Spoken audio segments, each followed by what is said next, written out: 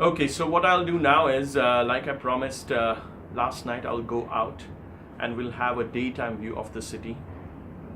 City looked amazing at night, and let's see how it looks daytime. So that's the view of the city daytime.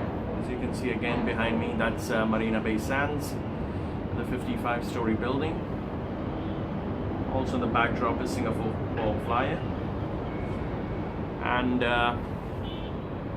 if we come this side, just next to the highway, above my shoulder, you can see that is the Merlion Park, where you have that iconic Merlion spitting water.